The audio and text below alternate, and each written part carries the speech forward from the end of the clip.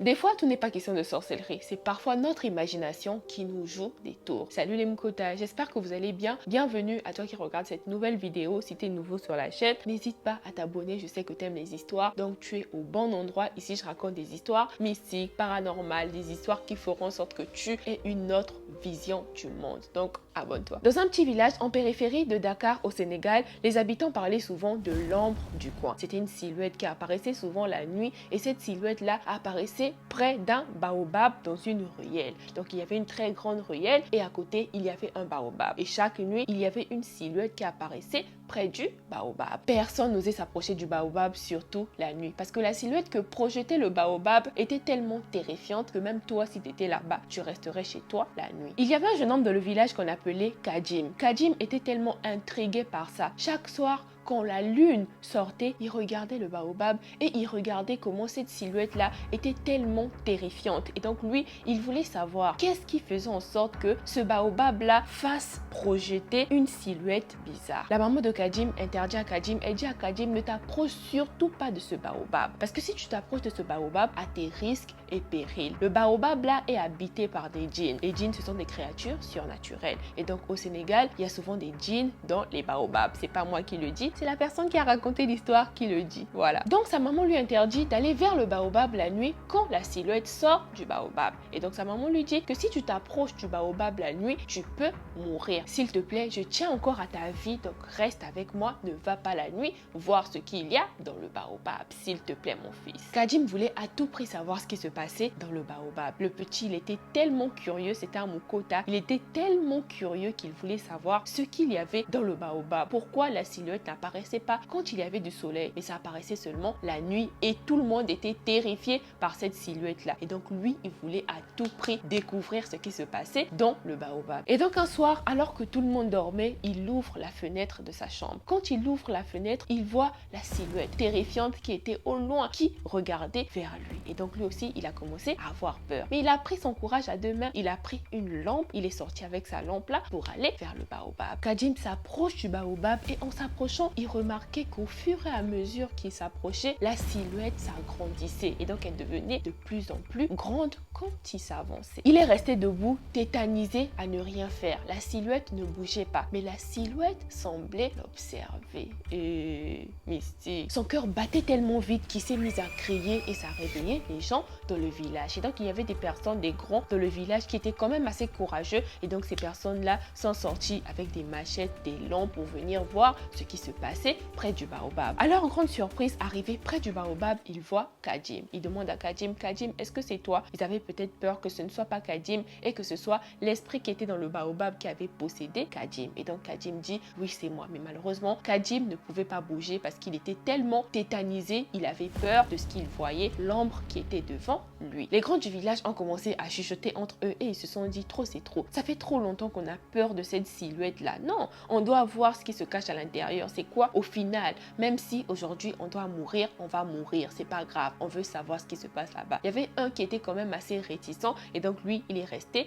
derrière. Mais il y avait encore les autres. Ils sont allés devant pour aller voir ce qui se trouvait dans l'arbre. Ils avaient très peur, mais ils se sont quand même approchés de l'arbre. Et arrivés vers l'arbre, ils se sont rendus compte que la silhouette sortait d'un trou de l'arbre. Et je sais pas si j'ai omis de le dire, la silhouette là sortait seulement à chaque pleine lune. Et donc du coup, ils se sont dit, non, on doit voir ce qui se passe. C'est quoi ce trou là? Et donc il y a un qui est monté sur l'arbre et en montant sur l'arbre, il remarque qu'il y avait un petit trou. Et donc avec sa lampe, il essaie de voir ce qu'il y avait dans le trou. Et quand il voit dans le trou, il y avait une statuette. Et donc cette statuette là, avec la lumière de la lune, faisait une ombre. Et cette ombre était vraiment terrifiante. Et donc quand il sort la petite statuette, toutes les personnes qui étaient autour de l'arbre ont commencé à rigoler. Ils ont commencé à se dire, ah donc tout ce temps-là, on avait vraiment peur de cette silhouette-là. Non mais franchement, n'importe quoi. Ils se sont mis à rire là-bas. Et Kadim, là où il était, lui aussi, il n'était plus tétanisé parce qu'il avait vu cette silhouette. Il avait vu la petite statue qui donnait la silhouette. Et à l'instant même, les grands du village ont commencé à crier dans tout le village, à dire aux villageois, sortez, sortez, ne vous inquiétez pas, vraiment, il n'y a rien. Il n'y a vraiment rien dehors, il n'y a pas de djinn ou quoi que ce soit.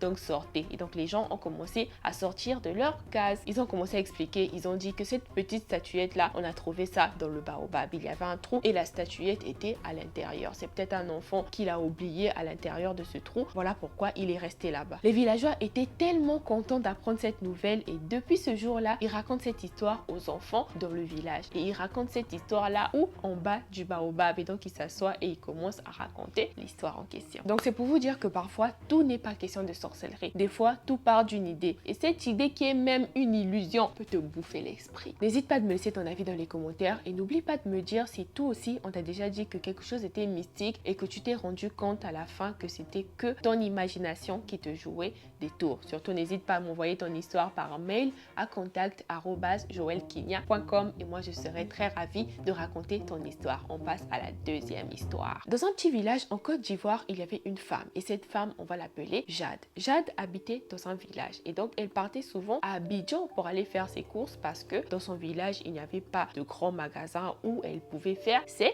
courses. Et donc ce jour-là, elle s'est rendue à Abidjan. Et donc arrivée à Abidjan, elle tombe sur une brocante ou un marché aux puces ou tout simplement un marché de friperie. Dans cette brocante-là, on vendait des colliers, des bijoux, des bracelets, des habits à des prix vraiment très abordables. Et il faut savoir que Jade voulait déjà s'acheter un collier depuis longtemps et donc vu qu'elle est tombée sur cette brocante-là, elle s'est dit c'est l'occasion rêvée. En plus, c'est à bon prix, des bas prix comme ça, je veux vraiment m'acheter ce collier. Elle s'approche du stand de commerce et elle croise une vieille dame. Et cette vieille dame-là, c'est elle qui tenait la table où il y avait des colliers. Et donc, elle demande à la vieille dame combien coûte ce collier. Et donc, la vieille dame lui donne le prix du collier. Elle prend son argent, elle paie le collier et direct, elle a eu le collier, elle met le collier sur son cou. La petite Mukota a fini de faire ses achats et elle rentre chez elle dans son village. Elle prend le bus. Et donc, en prenant le bus, bizarrement, le bus fait un accident. Et cet accident-là avait causé la mort de 2 personnes. Quand l'accident s'est produit, elle a vu les morts et elle a remarqué que les 2 personnes qui étaient décédées, c'était les 2 personnes qui étaient assises à côté d'elle. Mais bon, sur le coup,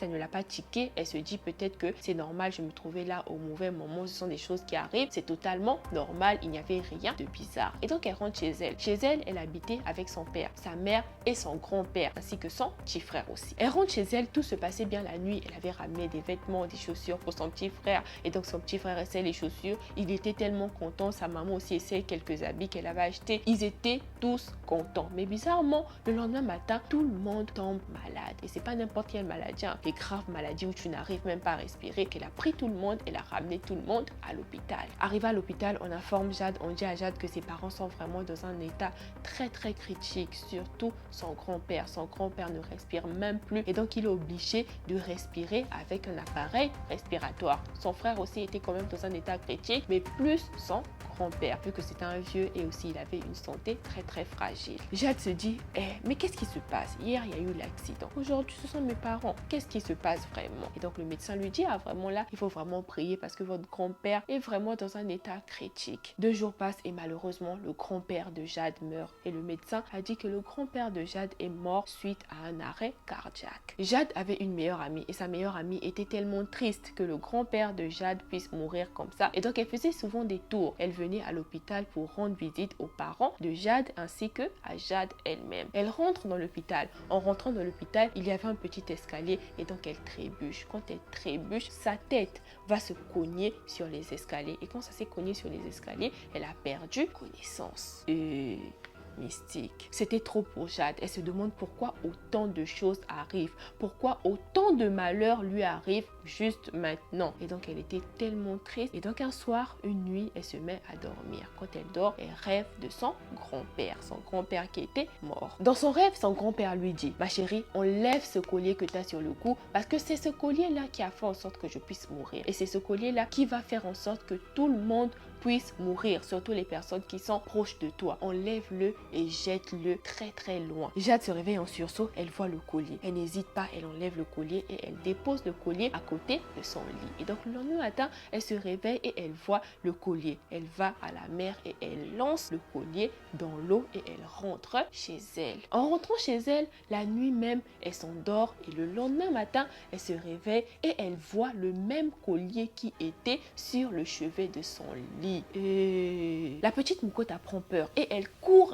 rapidement à son église. Arrivée dans son église, elle voit le pasteur, elle raconte tout au pasteur et le pasteur a commencé une séance de prière avec elle. Le pasteur verse de l'eau bénite sur elle, il lui dit: n'aie pas peur, Dieu est avec toi, rentre chez toi à la maison, tu verras, le collier ne sera plus là et tes parents iront de mieux en mieux. Le pasteur lui dit que le collier que tu avais acheté vient de très très loin, d'un monde très mystique et ce collier là a un esprit, c'est un esprit de mort et donc toutes les personnes qui sont proches de toi, qui sont à côté de toi, ces personnes doivent mourir. Mais ne t'inquiète surtout pas, l'esprit a été chassé. Va à l'hôpital, va voir tes parents, je suis sûre qu'ils font bien. Elle arrive à l'hôpital, elle voit ses parents, elle voit sa copine et le docteur était même étonné de voir que leur état s'était amélioré. Il a dit: mais qu'est-ce qui s'est passé entre-temps? Comment ça s'est amélioré aussi vite comme ça? Et donc il était aussi content. Il a dit: non, tes parents peuvent rentrer. Et donc ils sont tous rentrés à la maison et c'est là qu'elle a raconté l'histoire à ses parents. Moi je vais vous dire un truc, il y a des choses qu'on n'achète pas en seconde main, telles que les colliers, les boucles d'oreilles, telles que les slips, les sous-vêtements et tout. On n'achète pas ça en seconde main, mieux vaut acheter des neufs. Dis-moi ce que toi tu tires de cette histoire, on se capte dans les commentaires et n'oublie pas,